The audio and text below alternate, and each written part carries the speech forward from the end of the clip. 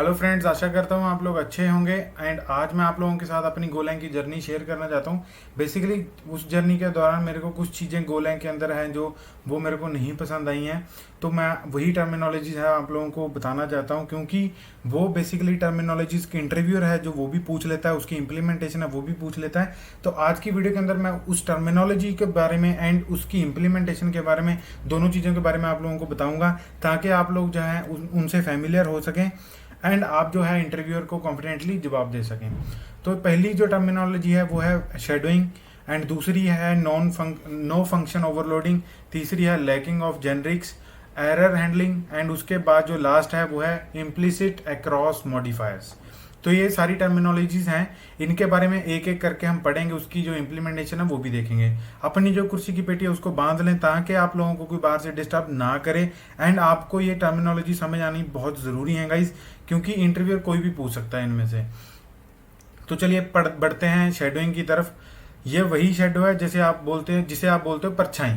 तो बेसिकली इसको गोलैंग के अंदर कैसे इंप्लीमेंट किया जाता है, यहाँ पे मैंने एक वेरिएबल जैसे डिक्लेयर कर रखा है, उसी वेरिएबल को मैंने यहाँ पे प्रिंट कराया हुआ है। अब उसी वेरिएबल को मैंने क्या किया, मेन पैकेज के अंदर दोबारा से डिक्लेयर किया हुआ है एंड उसको यहाँ पे प्रिंट करवाया हुआ है। तो आपके अकॉर्डिंगली क्या आउटपुट आनी चाहिए, वीडियो को पॉज करें एंड कमेंट सेक्शन में मेरे को बताएं। तो मैं इस प्रोग्राम को अभी रन कर लेता हूँ।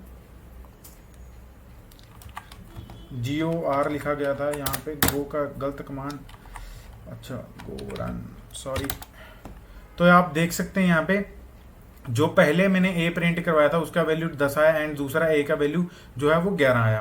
बेसिकली ये दिखने में कितना ऑकवर्ड लगता है, क्योंकि हम जो वेरिएबल है उसको रीडिक्लेयर दोबारा कर रहे हैं इन ब्लॉक मेन, ठीक है। तो ये चीज़ नहीं होनी चाहिए। बेसिकली इसको जो नाम दिया गया है गोलैंग के अंदर वो दिया गया है शेडोइंग, ये एक टर्म है।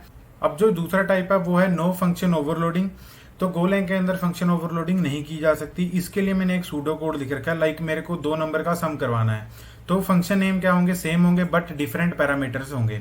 तो यहाँ पे मैंने इंटीजर ले रखे हैं एंड यहाँ पे मैंने क्या ले रखा है, फ्लोट ले रखा है। मतलब जो डेटा टाइप है वो चेंज कर रखा है, उसी के कॉरेस्पॉन्डिंग जो वो फंक्शन रिटर्न करेगा वो भी क्या है, डेटा टाइप मैंने चेंज कर रखा है। तो इसके अंदर सूडो कोड के अंदर तो सही है। अब जावा की मैं बात करूं, उसका कंपाइलर इतना स्मार्ट होता है कि अगर मैं फंक्शन को कॉल करूं तो वो उसके अंदर वाले पैरामीटर्स को जज करेगा कि वो कौन से टाइप के हैं, तो उसी के कॉरेस्पॉन्डिंग जो फंक्शन है वो कॉल करेगा।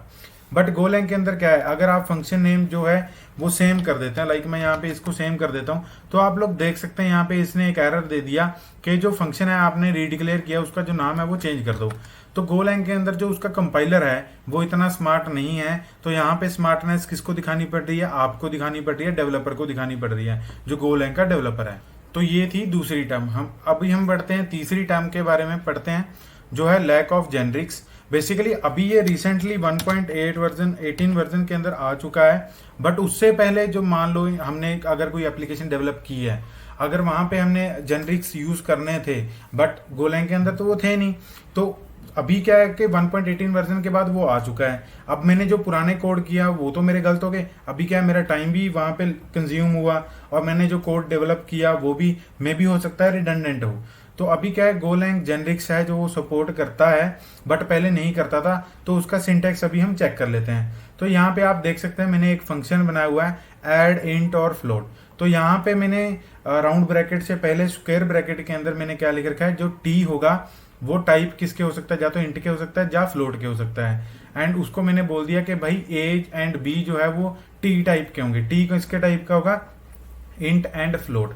एंड उसके बाद वो रिटर्न क्या करेगा, उसी के कॉरेस्पॉन्डिंग इंट रिटर्न कर सकता है या फ्लोट रिटर्न कर सकता है। तो ये देखने में बड़ा ही अजीब सा है, मतलब अजीब सा स्ट्रक्चर है। बेसिकली जेनरिक्स बहुत ही सिंपल होते हैं कि हम उसको सीधा बोलें कि भाई ये टी टाइप का है, टी मतलब एनी टाइप हो सकती है, कोई भी टाइप हो सकती है। यहाँ पे हमें इतना अजीब सा स्ट्रक्चर है वो देना नहीं ना पड़े। अगर मैं बात करूँ रस्ट की, तो रस्ट के अंदर मैं ऐसे उसको टी टाइप का बताता हूँ कि ये टी टाइप का, मतलब टी कोई भी टाइप हो सकती है, एनी टाइप, मतलब उसमें मैं उसको टाइप नहीं बता रहा कि वो डायनामिक टाइप का आएगा यहाँ पे। तो ये ही बड़ा ही आसान लॉजिक है एज कम्पेयर टू जो यहाँ पे सिंटैक्स लिखा हुआ है जेनरिक्स के लिए। तो अभी हम बढ़ते हैं अपनी फोर्थ जो हमारी टर्मिनोलॉजी है वो है error handling. Basically error handling के लिए गोलैंग के अंदर बड़ा ही रिडंडेंट कोड जो है हमें लिखना पड़ता है। अभी मैं आप लोगों को कुछ एग्जाम्पल देके बता देता हूँ। लाइक मैंने यहाँ पे डेटा लिया हुआ है, डेटा के अंदर क्या है, मेरे बाइट्स हैं, ठीक है गाइस। तो यहाँ पे मैं बाइट्स जो हैं वो यहाँ पे दे देता हूँ कुछ। तो अगर मैं इसको मार्शल करूँ, मतलब मार्शल करूँ, तो मार्शल करते दौरान मैंने क्या बोला है इसको कि ये डेटा है वो कंज्यूम कर लो एंड इसको किसके अंदर कन्वर्ट कर दो, एक इंटरफेस के अंदर कन्वर्ट कर दो। वो इंटरफेस भी अभी हम यहाँ पे ले लेते हैं।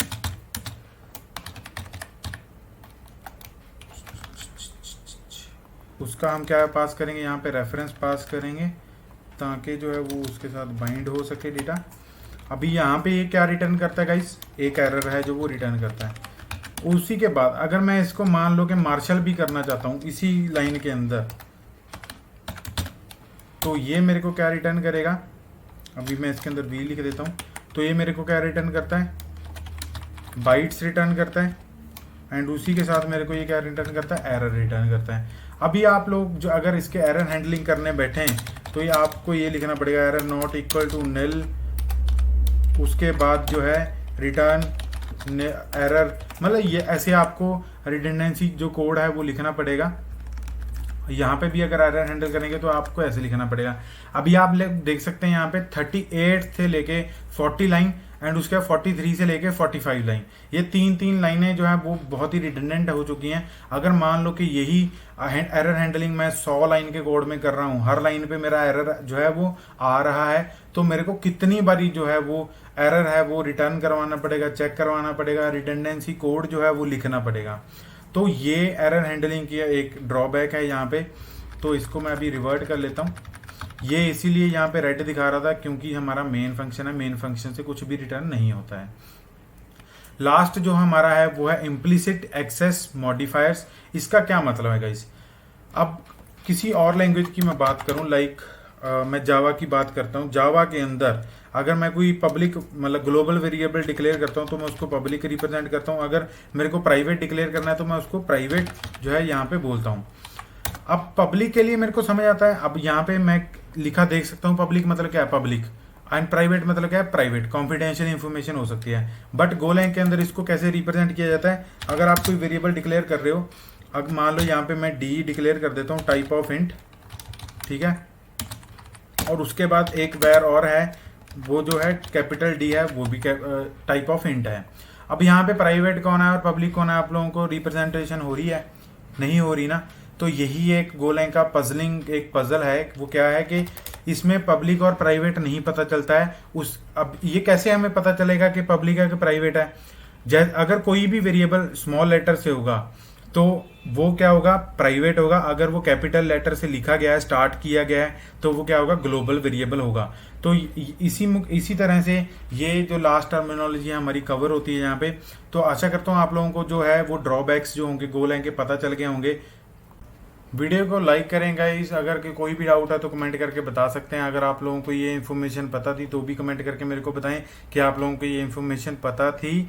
उसी के साथ चैनल को जो है सब्सक्राइब कर लें, अपना प्यार ऐसे ही बांटते रहें। Thank you for watching guys.